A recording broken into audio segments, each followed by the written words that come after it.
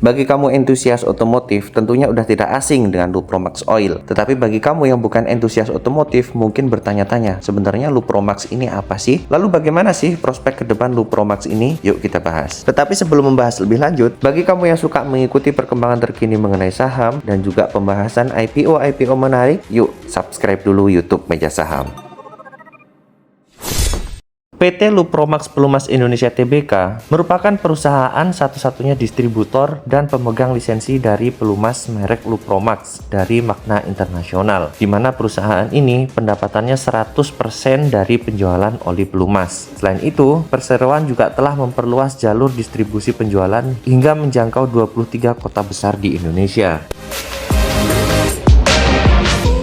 Kontribusi pendapatan berdasarkan segmen operasi per tahun 2022, 51,5% dari Pulau Jawa dan juga Bali, yaitu sebesar 19,4 miliar. Lalu 29,8% dari Sumatera, 13,3% dari Kalimantan, dan 5,4% dari Sulawesi. Kontribusi pendapatannya disumbang terbesar dari Pulau Jawa dan Bali ya teman-teman. Kemudian disusul juga Sumatera dan Kalimantan. Kinerja keuangan year on year dari 2021 ke 2022 naik 46,1%.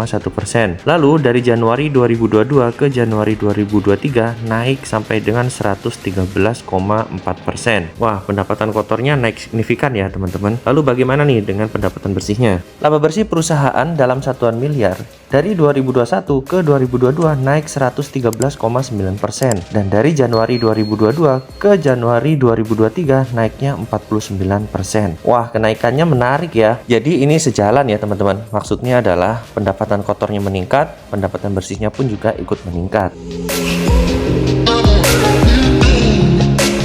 Pada IPO ini rencananya jumlah saham yang ditawarkan sebanyak 195 juta lembar dengan harga penawaran 160 sampai dengan 200 rupiah, dan potensi pendanaannya sebesar 31,2 sampai dengan 39 miliar. Harga penawarannya 160 sampai 200. Kok tumben ya teman-teman, agak cukup tinggi harga penawarannya. Biasanya kan untuk perusahaan-perusahaan seperti ini itu di sekitar 100 sampai dengan 110 ya. Tetapi ini di 160 sampai dengan 200. Apakah ini kode supaya retail nggak banyak yang ikutan? Menurut kamu gimana? Silahkan tulis di kolom komentar ya. Bagi kamu yang mau ikutan, jadwal sementara penawaran awal tanggal 21 sampai dengan 24 Juli 2023. Lalu untuk penawaran umum nanti ya di tanggal 2 sampai dengan 7 Agustus 2023. Dan tanggal pencatatannya nanti di tanggal 9 Agustus 2023. Sepertinya IPO ini cukup menarik ya. Mungkin ada baiknya saya akan mengalokasikan juga RDN saya supaya bisa ikutan IPO-nya. Sebagai pemanis, pada IPO ini rencananya akan diterbitkan waran seri 1 sebanyak 97,5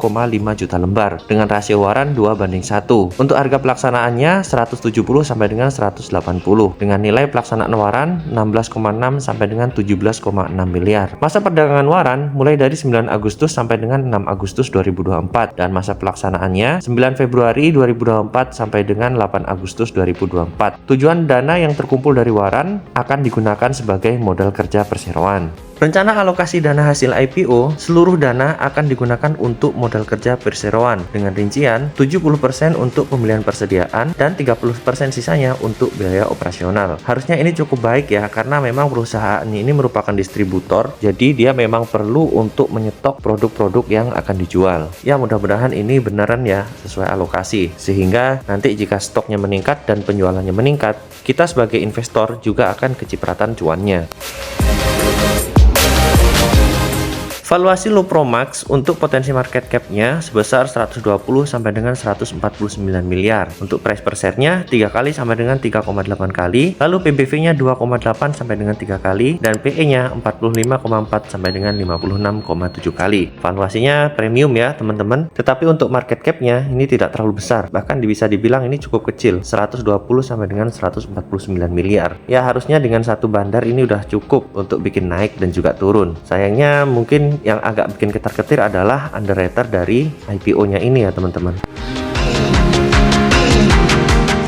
Yang menjadi underwriter pada IPO ini adalah Shinhan Sekuritas, bukan Shinchan ya teman-teman, tapi Shinhan. Dan inilah yang bikin Mimin ketar-ketir, karena kalau melihat kejadian kemarin, ada salah satu emiten yang dibikin ARB berjilid-jilid. Meskipun emiten tersebut sekarang udah mulai rebound, tapi saya yakin cuan yang didapat dari rebound belum cukup untuk menutupi loss yang diderita.